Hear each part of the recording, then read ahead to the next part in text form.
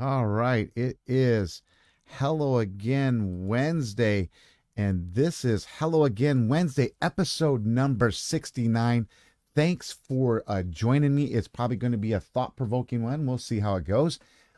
Thanks for watching this episode and joining me every Wednesday as you do, or whenever you are watching this. I just want to make sure I thank you for doing that. Be sure and keep on doing what you're doing, as in sharing the videos. That would be great. Liking them, or you can even have disagreements on my opinions, but that's quite all right. That's why I'm sharing life stories that I have along with you. Today's a little bit, man, I feel messed up because man, I left my glasses at home, which means Bible study is going to be kind of rough. That's coming up, and that's just how it is, man. I'm just going to kind of see if I can. Good thing I have my notes large enough to see. But hey, thanks for joining me this this Wednesday, whenever you're watching it, and be sure and besides all that other stuff I said, most importantly, if you could leave comments or leave your own story, I would love to read that stuff and just kind of see how things are going with the way you answered the question. I always have the question of the day for Wednesday, and this day is what are you worth? What is the value of a person's life?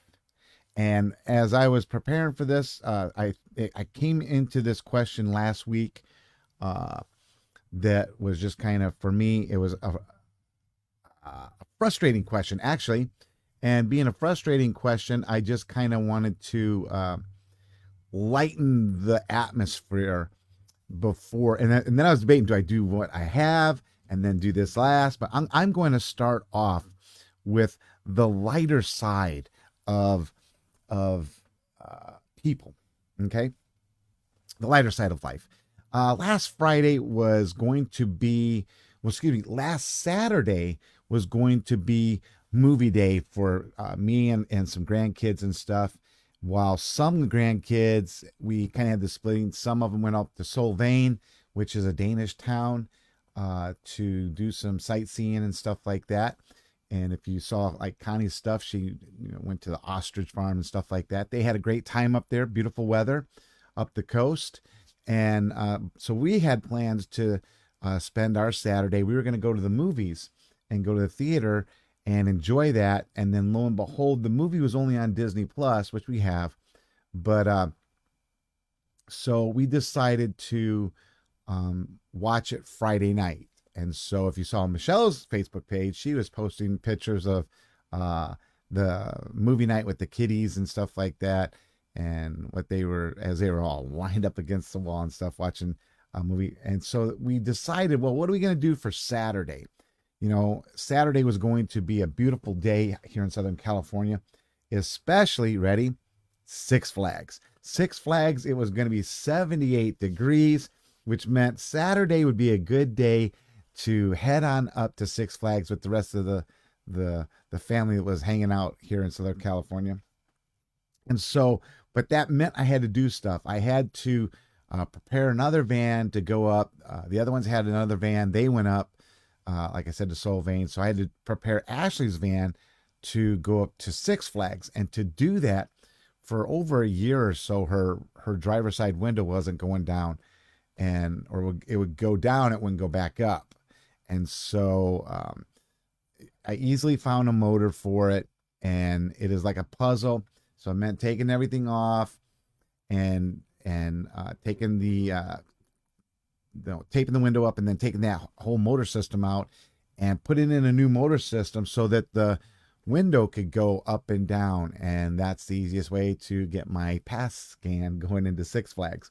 And so I had done that, but it also meant, besides the success of the window going up and down, that I would also need to really clean out the van and make it to where it was really a nice ride up to Six Flags. So we did all that, or I should say, I did all that to make that ride nice and pleasant. And so we're going up to Six Flags. And as we are getting ready to go up to Six Flags, loading all the stuff into the van, then loading all the kids into the van, and we're getting ready to pull out. And so as we're getting ready to pull out, we're telling Karina to shut the side door, the sliding door. It's a minivan. And she was struggling to shut that side door. And so she's looking all over and she's telling her mom there's no button. And we're like, no button. Well, that's because it's a manual sliding door. So there is a button. It's up on this the handle where you can put your hand in. There's a push button thing. You push that and then the door slides shut. And but as she's doing it, it's like, Karina, you got to kind of shut it kind of hard because it's got a latch. And one of the reasons, so now we're in and we're trying to get down the road, and I roll the window down for a sec, and Karina's like, hey, I want to roll my window down too. And she's like, but the button's not working. And we're like, the button's not working. And then we're like thinking, well, wait a minute. Those sliding doors in a 2003 minivan, they don't roll down. And so the button that she's looking at is a door stopper. And we're just busting out laughing. The kids are so spoiled in the sense when their mom bought, probably back in 2016, I think it was, bought a 2015, or I can't remember what year it was, but she bought a 2015 Town and Country minivan that has where you can plug all your devices in. You can roll the windows up and down, including the side door ones, and so the kids can do it and enjoy it, but not in this van. And so we're just kind of with kids and grandkids, or maybe even friends and family, you get this. You begin to grasp an understanding. If you open up your eyes and take a look, you grasp an understanding, or you see that, you know what, a life in the situations that take place, this one was worth 1,000,000 laughs.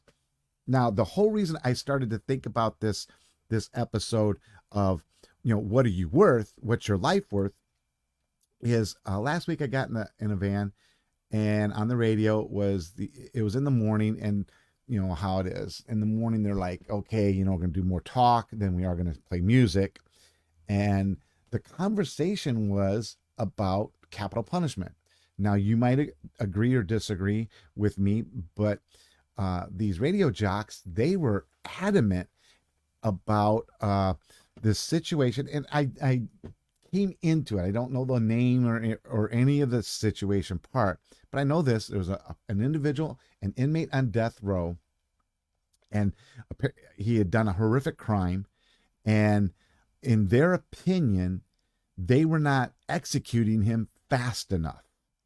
And as they're actually mocking the situation, they're also making these statements about if they executed him faster and the process was moved up faster, it does this one thing. This is their whole purpose of this thought process of executing an inmate. It would make them feel better.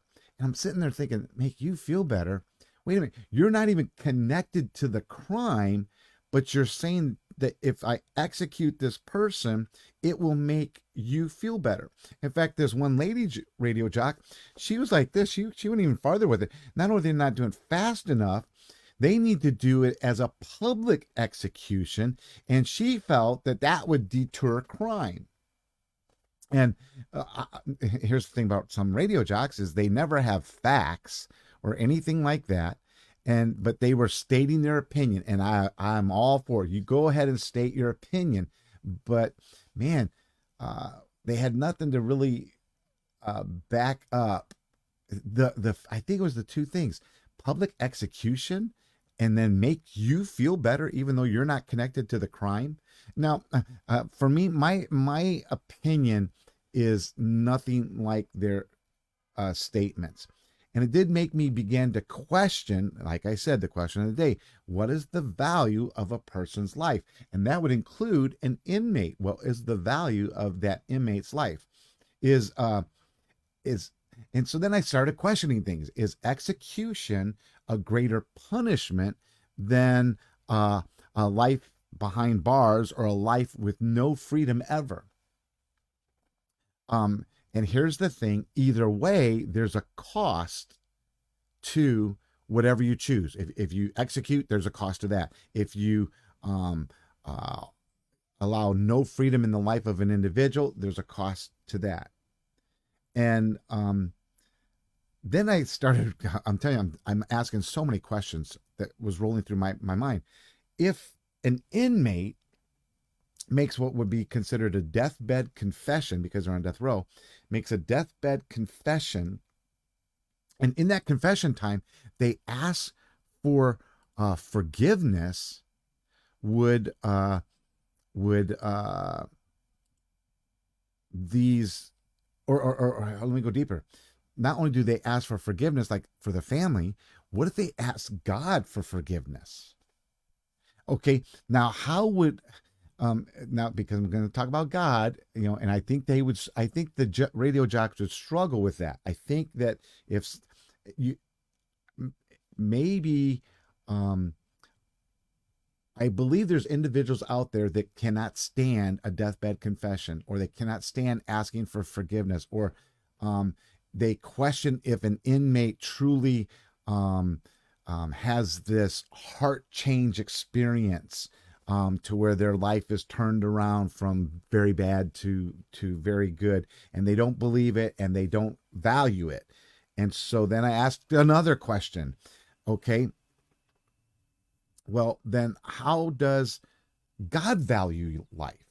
And I know for some people you don't believe in God. Some that are watching this right now might not believe in God at all. And so that question is almost like irrelevant. But for me it is. So I asked the question, how does God value life? For me, it's a very easy answer to such a deep question, especially because for me, and as a pastor, I'm pondering things that are coming up in having a lot of fun with the kids. They're doing a countdown to Easter in Kids Zone here at our church. And so I know that Good Friday is coming up in a couple of weeks. And so is Easter, or better yet, there you have also Palm Sunday. Excuse me, Palm Sunday, huge triumphal celebration, and Good Friday, which I find good, and then you have Easter that's coming up. And so, how does God value life? Does God value life? Yes, He does. And in that value of life that God does, there is death involved, but not like the radio jocks and what or some others, what they would want, excuse me, in the form of death. Okay, please bear with me. So the inmate has this change of heart, and they, wow, I guess no glasses, and I got a tickle in my throat. And they love God, and they accept the death of Jesus in return for their forgiveness. Now, would I forgive them? Oh, I think I went too far, too fast. You know what? I Here's the problem with what I'm talking about. Some people are going to say, you've never had a horrific crime done to you, so you would not be in this place to determine whether the death penalty is good, or capital punishment is good or not. And for me, it's no question about it. Okay, because I feel a greater penalty is the loss of freedom, where there's this daily reminder to this individual, and that would be a punishment. Yes, it's a costly punishment, but it's still a punishment, and that's because I value that life greater. So would I forgive them? Yeah. Would it?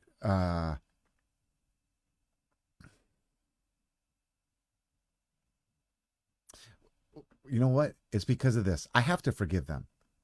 I value the scriptures. I value what God teaches through the ages. And one of the things He teaches through the ages, especially one that's so hard, is you must forgive or you will not be forgiven. And so it's in Matthew where I can read it. And so, yeah, do I need to forgive? Yes, I need to forgive. Is it easy for me? No, sometimes, especially if it was a horrific crime done toward my family. Would it be easy to forgive? Let's be honest. No. But do I have to? Yes. Is it easier for God? Yes. And God will forgive. So here's the ultimate answer. And you can either accept it or reject it on the value of life, no matter who it is, no matter what age they are. This is the John 3:16 and 17. For this is how God loved the world. He gave his one and only Son so that everyone who believes in him will not perish but have eternal life. God sent his Son into the world not to judge the world, but to save the world through him. Then I like another area of scripture, which is found in Romans chapter 10, verses 9 through 13. If you openly declare that Jesus is Lord and believe in your heart that God raised him from the dead, you will be saved.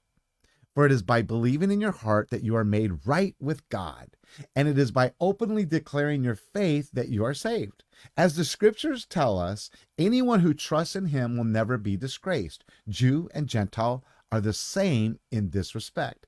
They have the same Lord who gives generously to all who call on him. For everyone who calls on the name of the Lord will be saved. And so this is how I understand what the worth of a life is. So, what are you worth? What is the value of you? What is the value of a person's life? So go ahead, please leave me a comment or a story that goes with it.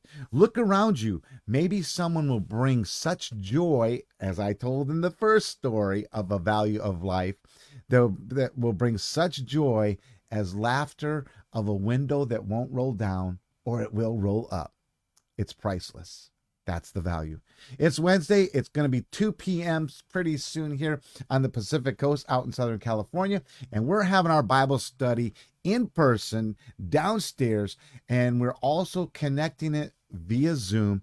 And if you need that link, you just let me know and I will hook you up with a way to join us in conversation as Pastor Mark is leading us in the book of Acts. You're always welcome. If you can't make our Bible study, check out a church near you, and maybe you'll find out what you're worth. I know you will.